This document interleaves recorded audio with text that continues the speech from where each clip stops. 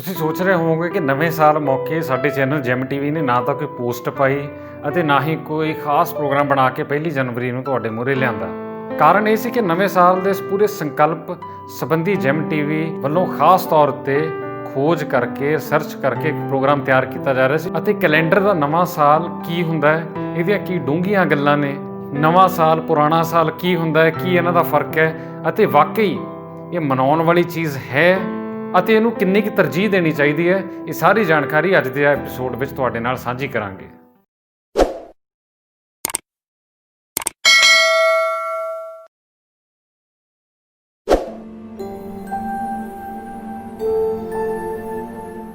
ਸਭ ਤੋਂ ਪਹਿਲਾਂ ਤਾਂ ਸਾਡੇ ਸਮੂਹ ਦਰਸ਼ਕਾਂ ਨੂੰ ਕੈਲੰਡਰ ਦੇ ਨਵੇਂ ਸਾਲ 2021 ਦੀਆਂ ਬਹੁਤ-ਬਹੁਤ ਸ਼ੁਭਕਾਮਨਾਵਾਂ। ਕੈਲੰਡਰ ਦਾ ਨਵਾਂ ਸਾਲ ਅਸੀਂ ਇਸ ਕਰਕੇ ਕਿਹਾ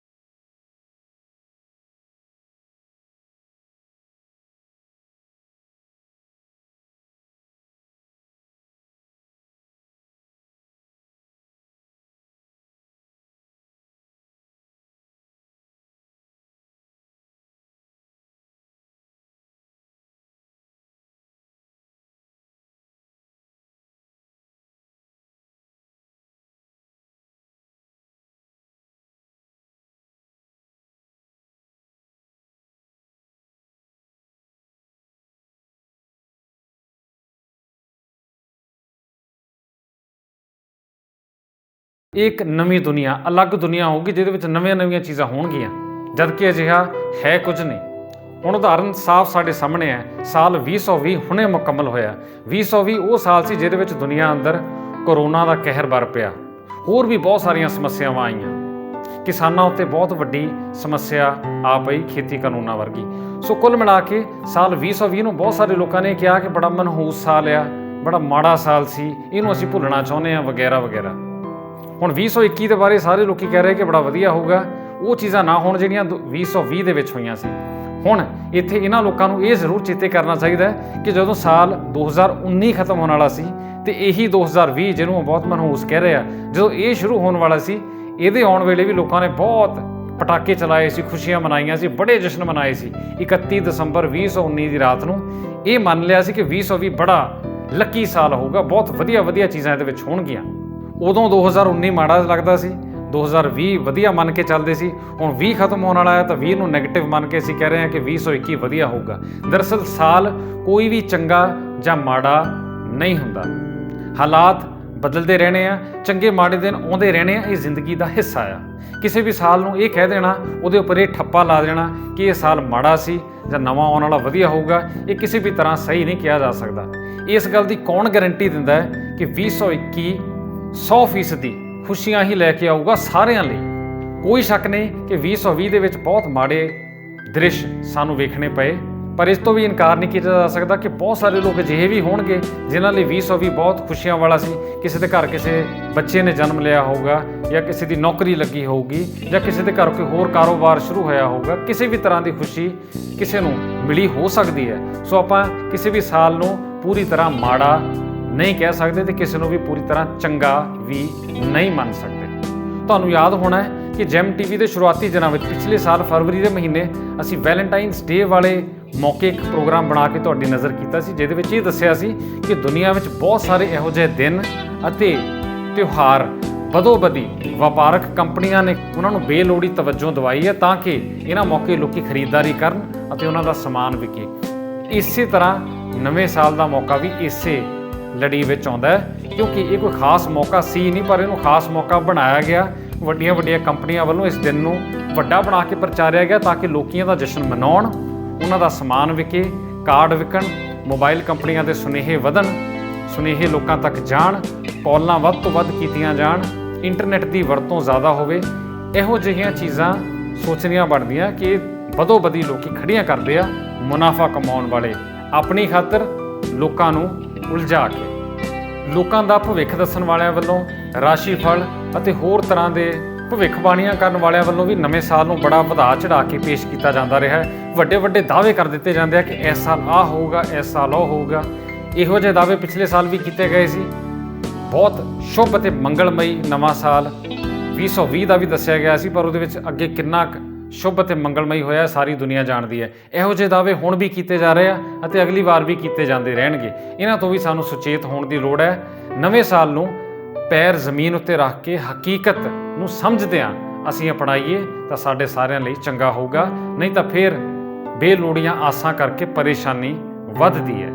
ਇਸ ਤੋਂ ਬਾਅਦ ਇੱਕ ਹੋਰ ਬੜੀ ਦਿਲਚਸਪ ਚੀਜ਼ ਹੈ ਕਿ 1 ਜਨਵਰੀ ਨੂੰ ਅਸੀਂ ਮੰਨਦੇ ਹਾਂ ਕਿ ਨਵਾਂ ਸਾਲ ਸ਼ੁਰੂ ਹੋ ਰਿਹਾ ਹੈ, ਪਰ ਦੁਨੀਆ ਦੇ ਬਹੁਤ ਸਾਰੇ ਹਿੱਸੇ ਐਸੇ ਆ ਜਿੱਥੇ 1 ਜਨਵਰੀ ਨੂੰ ਨਵਾਂ ਸਾਲ ਨਹੀਂ ਮੰਨਦੇ।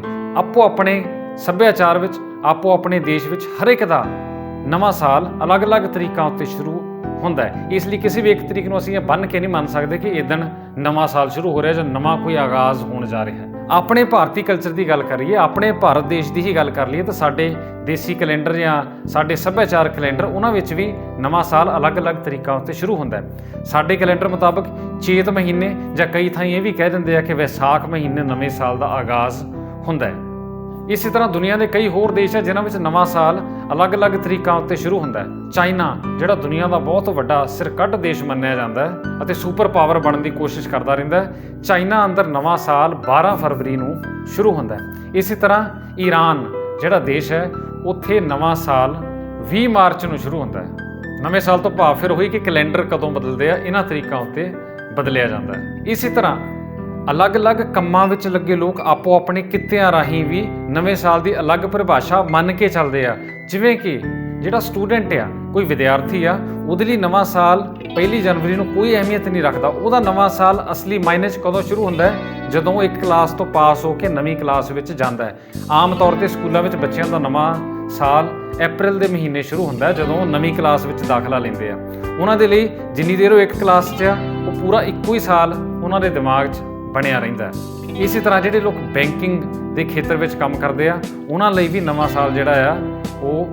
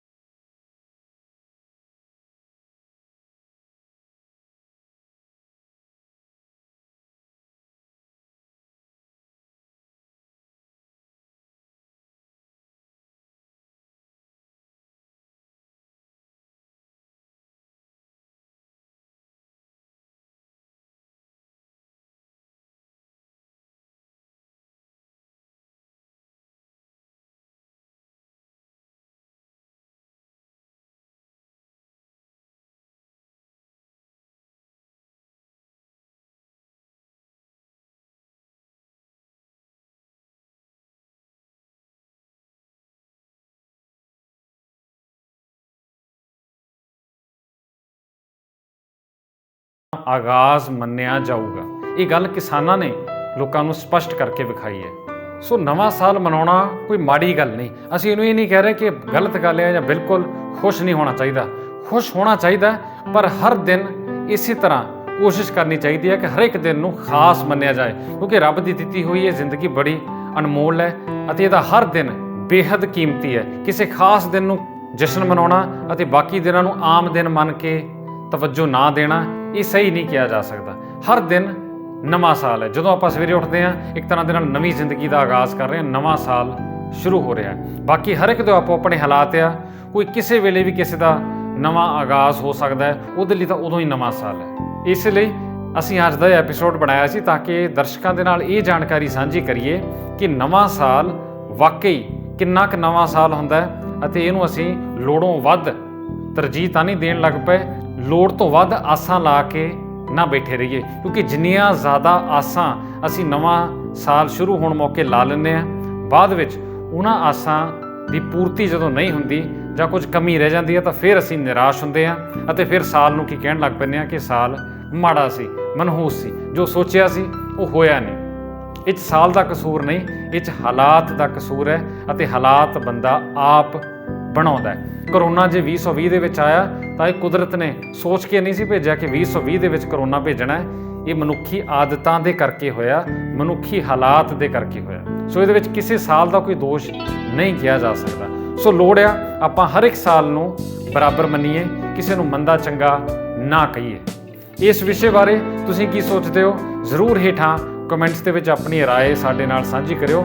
ਕਮੈਂਟਸ ਦੇ ਵਿੱਚ ਦੱਸੋ ਕਿ ਤੁਸੀਂ ਨਵੇਂ ਸਾਲ ਦੇ ਇਸ ਮੁਹੂਰਤ ਨੂੰ ਕਿਵੇਂ ਵੇਖਦੇ ਹੋ, ਤੁਹਾਡੇ ਇਹਦੇ ਬਾਰੇ ਕੀ ਵਿਚਾਰ ਨੇ। ਜੇ ਜਾਣਕਾਰੀ ਠੀਕ ਲੱਗੀ ਹੈ ਤਾਂ ਇਹਨੂੰ ਹੋਰਨਾਂ ਲੋਕਾਂ ਤੱਕ ਵੀ ਜ਼ਰੂਰ ਪਹੁੰਚਾਇਓ ਤਾਂ ਕਿ ਲੋਕੀ ਇਸ ਨਵੇਂ ਸਾਲ ਦੇ ਵਰਤਾਰੇ ਨੂੰ ਚੰਗੀ ਤਰ੍ਹਾਂ ਸਮਝ ਸਕਣ।